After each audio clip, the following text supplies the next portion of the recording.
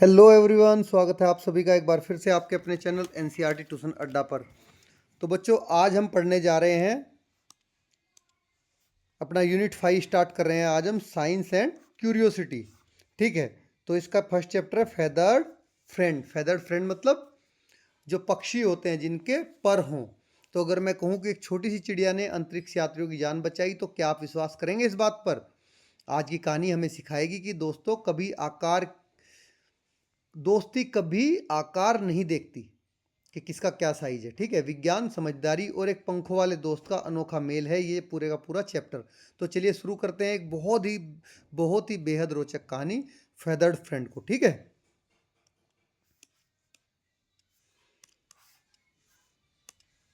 देखिए, लेट अस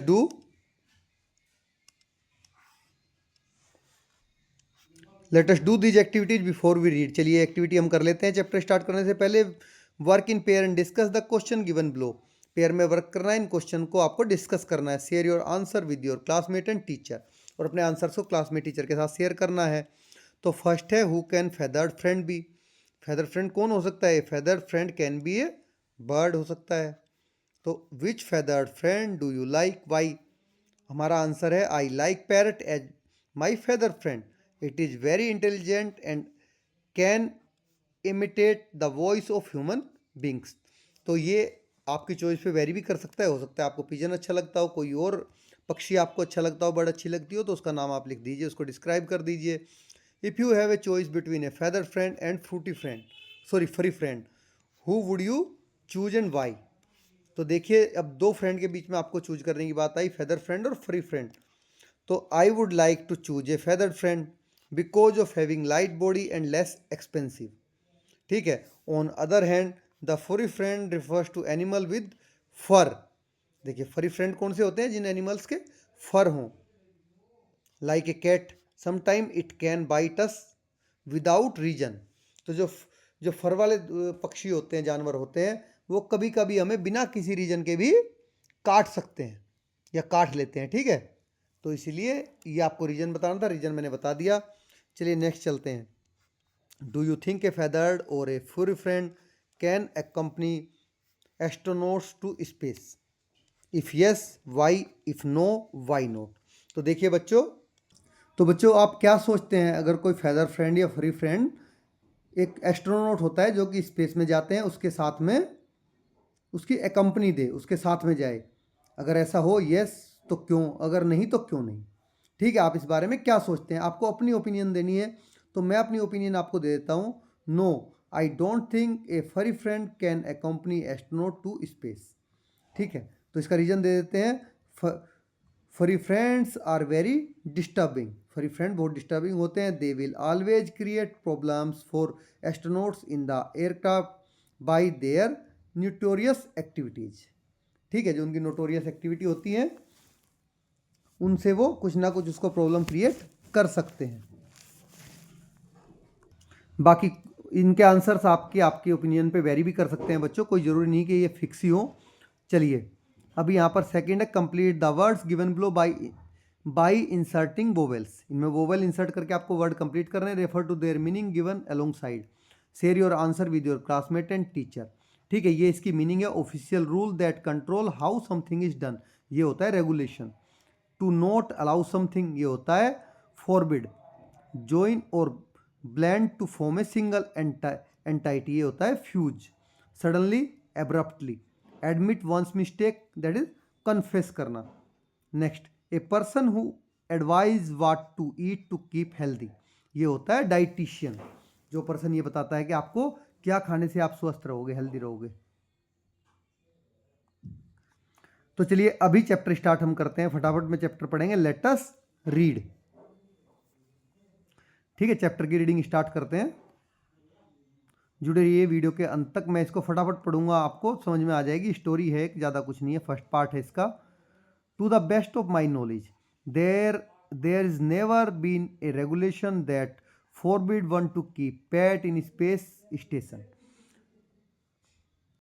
देखिए, इसका मतलब है, मेरी जानकारी के अनुसार कभी कोई नियम नहीं रहा जो कि ये स्पेस स्टेशन है, अंतरिक्ष स्टेशन है, उसमें पालतू जानवर रखने से मना करता हो। Now, no one ever thought it was necessary and even had such a rule existed.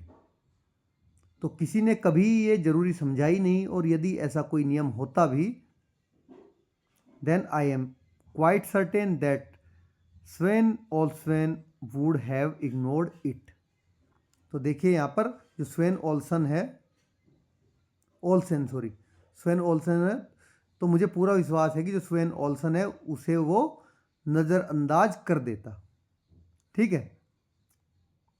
Actually he was a very little fellow like most of the early spacers and manage to qualify easily for the 150-pound bonus that kept so many of us on a reducing diet. तो वास्तव में वह शुरुआती जो astronaut होते हैं उनकी तरह ही एक दुबला पत्ता सा व्यक्ति था। ठीक है। और उसने आसानी से 150 पाउंड वाले बोनस के लिए अपनी जो योग्यता है, एलिजिबिलिटी है, वो हासिल कर ली। ठीक है। क्योंकि जो हम में से बहुतों को कम करने वाला जो हम खाना खाते हैं उस पर बनाए रखता था।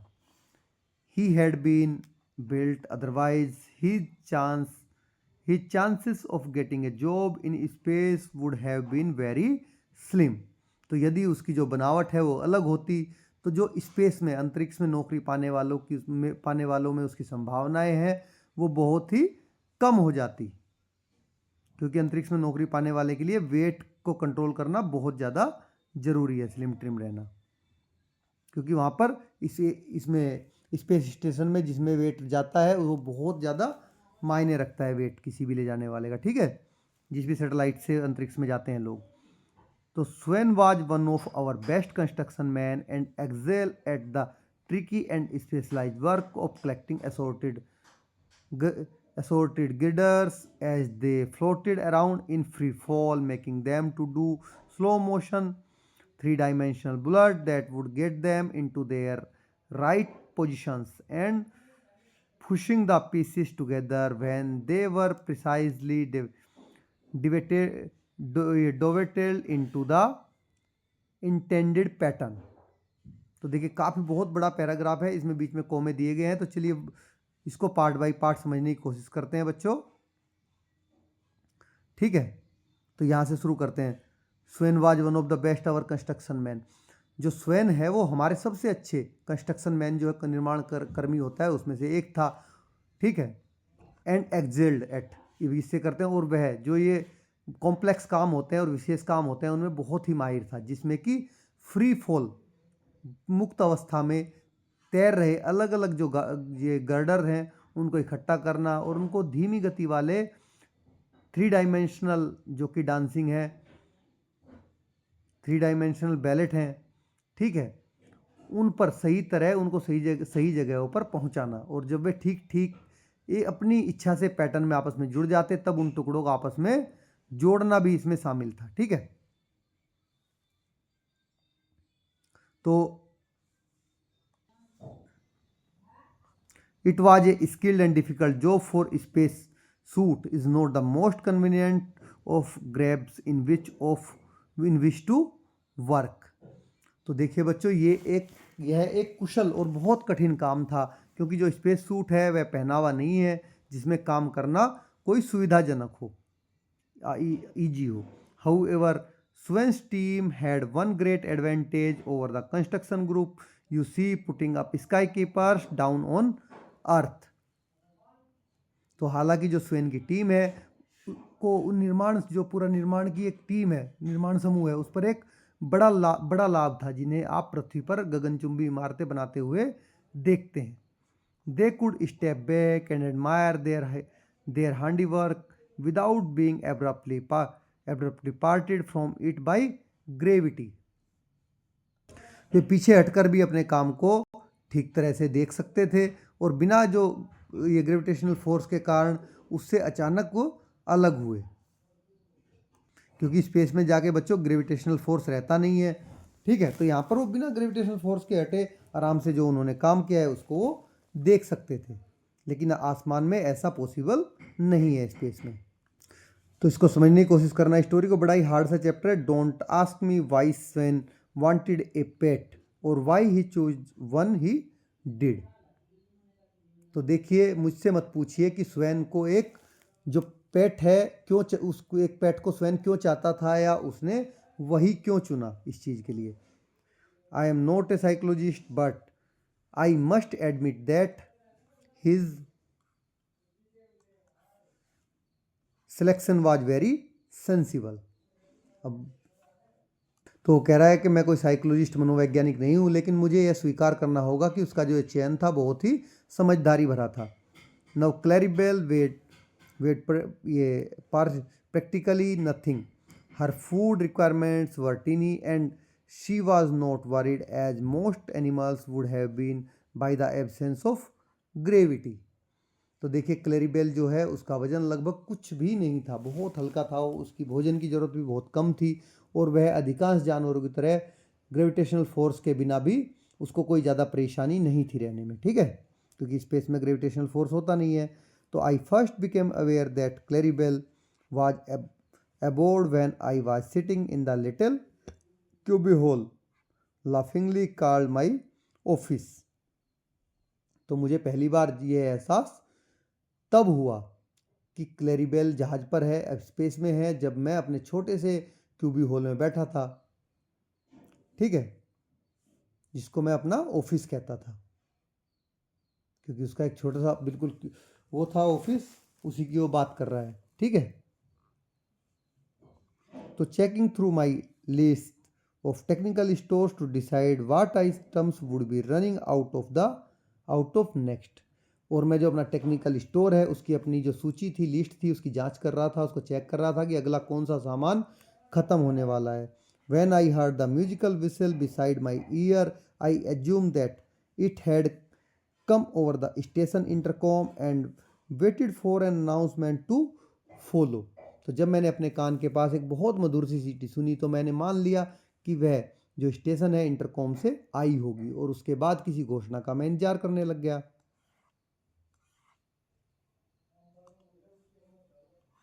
If didn't, instead there was a long and involved pattern of melody that made me look up with such a start that I forget all about the angle beam just behind my head। तो देखिए, जो तोता गा रहा था, तोता बोल रहा था, उसको लगा कि कोई घोषणा हो रही है, लेकिन जब कोई घोषणा नहीं हुई तो इसके बजाय एक लंबा और बहुत ही कॉम्प्लेक्स सुरों वाला क्रम उसको सुनाई दिया, जिसने मुझे, ठीक है, वो बोल रहा है कि जिसने मुझे इस तरह चौंका दिया कि मैं अपने सिर के पीछे लगे जो कि एक कोणीय बीम है उसके बारे में भी पूरी तरह भूल गया, ठीक है, जो एंगल बीम लगा है उसके पीछे।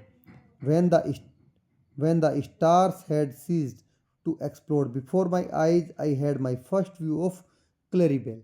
तो जब मेरी आंखों के सामने तारे फटना बंद हुए तब मुझे क्लैरिबेल की पहली झलक मिली, क्योंकि उसका सर जो है, जो पीछे ये एंगल बीम था, उसमें जाके टकरा गया, तो टकराते ही उसके आंखों के सामने तारे चमकने लग गए, ठीक है बच्चों। जब सर पे चोट लगती है तो आंखों के सामने तारे चमकने लगते हैं, ऐसे ही उसके साथ हुआ। नसी was a small yellow canary hanging in the air as motionless as a hummingbird, and with much less effort, for her wings were quietly folded along her sides।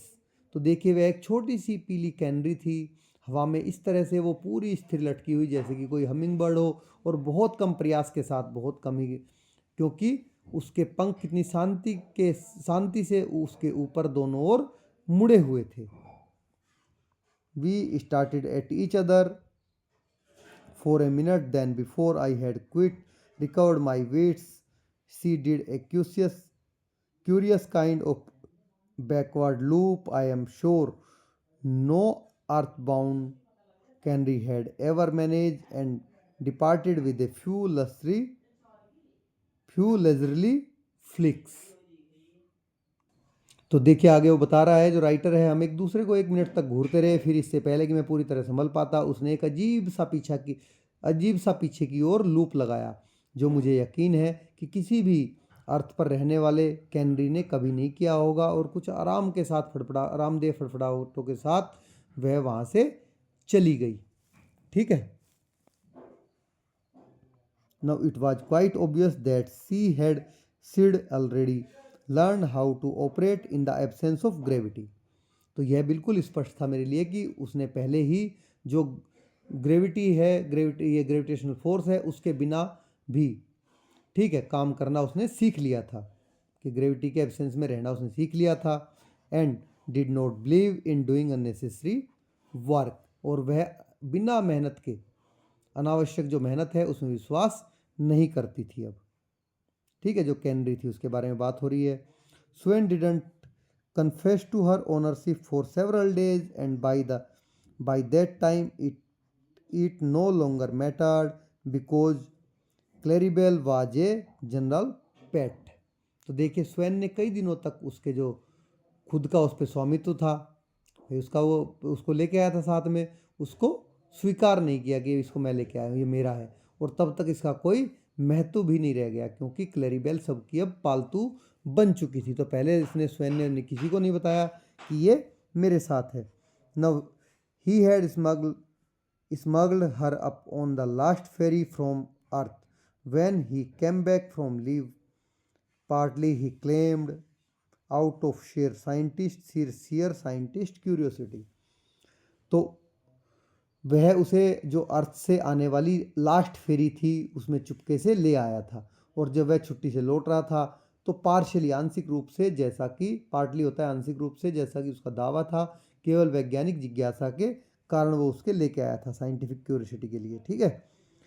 He wanted to see just how a bird would operate when it had no weight but could still use its wing.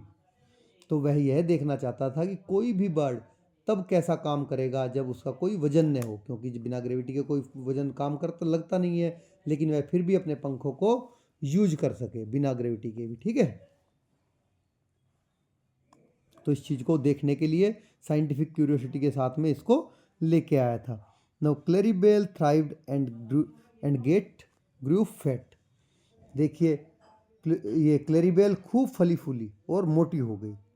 On the whole we had little trouble concealing our guest when VIPs from Earth came visiting. तो कुल मिलाकर जो अर्थ है उससे आने वाले हमारे जो वीआईपीज होते हैं, विजिटर, वेरी इंपॉर्टेंट पर्सन्स होते हैं, उनके दौरे के समय हमारे लिए अपनी मेहनत को छिपाना मुश्किल नहीं था। A space station has more hiding space than you can count. देखिए एक जो स्पेस स्टेशन होता है उसमें गिनती से भी ज़्यादा छिपने की जगह होती हैं, जिनको आप काउंट भी नहीं कर सकते। The only problem was that Clarabell got rather noisy when she was upset. तो एकमात्र केवल एक समस्या थी कि जब क्लैरिबेल परेशान होती थी तो वो काफ़ी शोर करने लगती थी। And we sometimes had to think fast to explain the curious peeps and whistle that came from ventilating shaft and storage bulkheads. तो देखिए बच्चों, और हमें कभी कभी वेंटिलेशन शाफ्ट और जो हमारे स्टोर रूम थे उनसे आने वाली अजीब सी चूं चूं या सीटी की आवाज़ों के लिए जल्दी जल्दी बहाने सोचने पड़ते थे कि क्यों आ रही है, क्योंकि कभी कभी क्लैरिबेल आवाज़ भी करती थी तो लोगों को तो बता नहीं सकते थे कि हमारे साथ में क्लैरिबेल है, कैनरी है। There were a couple of narrow escapes but then who would dream of looking for a canary in a space station.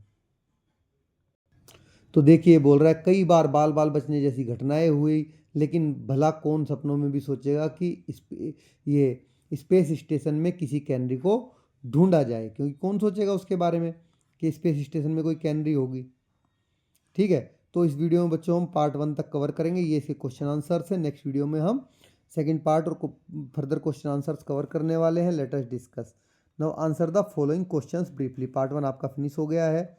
First question ये रहा, why did the narrator think Sven had sneak a bird abroad, no what was Sven scientific reason. तो इसका आपको बताना है। इसका answer first का आपका ये रहा बच्चों, आप यहाँ से देख के लिख लीजिए, काफ़ी बड़े बड़े आंसर्स हैं इसके। How did Clarabell adjusted to the new surroundings. तो ये आपका सेकंड आंसर है कि कैसे उसने खुद को न्यू सराउंडिंग्स के साथ एडजस्ट किया, ठीक है। तो पहले का आपका मैं चलो मीनिंग बताता हूँ आपको। जो ये आपका नैरेटर है, स्टोरी टेलर जो है, उसको क्यों लगा कि स्वेन ने चुपके से एक पक्षी जहाज पर स्वेन लाया था, और स्वेन का इसका साइंटिफिक रीजन क्या था, ठीक है। सेकंड क्वेश्चन का मतलब है आपका क्लेरिबेल ने नए एनवायरनमेंट में खुद को कैसे ढाल लिया। ठीक है, उसका आंसर मैंने ये बताया था आपको कि ये है। Third, what made the narrator mistake the musical whistle for a sound from the intercom.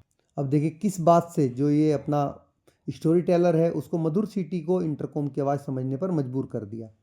ठीक है, क्या बात क्या चीज़ थी वहाँ पर, तो ये रहा answer. The narrator heard the whistle near his ear, he expect an announcement to follow the whistle that is typical of intercom, the melody of the whistle rather than a human voice hence leads him to realise it wasn't the intercom. ठीक है, ये इसका answer है बच्चों। तो चलिए last question इसका है, उसको भी आंसर कर लेते हैं। Question 4, do you think the presence of canary would lead the spacers into trouble. तो क्या आपको लगता है कि कैनरी की जो मौजूदगी है अंतरिक्ष में यात्रियों को परेशानी में डाल सकती थी। इफ़ यस, अगर हाँ तो क्यों, और नहीं तो क्यों नहीं। तो आंसर है specially during a long mission the presence of canaries on the spacecraft will lead to some changes for the spacers. ठीक है, while they can be valuable as early warning indicators for certain gauges, they also have some particular needs and vulnerabilities that could be difficult to manage in a confined space environment। ठीक है, तो यहाँ तक आपका ये part 1 इसका ख़त्म हो जाता है। तो वीडियो के पार्ट 2 में जुड़े रहिए। आप चैनल को सब्सक्राइब कर लीजिए, अगर वीडियो अच्छी लगी तो उसको लाइक करिए, चैनल को सब्सक्राइब करिए, अपने दोस्तों के साथ में शेयर करना ना भूलें। सेकंड वीडियो में अगेन हम, ठीक है, पार्ट 2 कवर करेंगे और 1 बाय 1 सारे क्वेश्चन आंसर इसके कवर करने वाले हैं। Thanks for watching.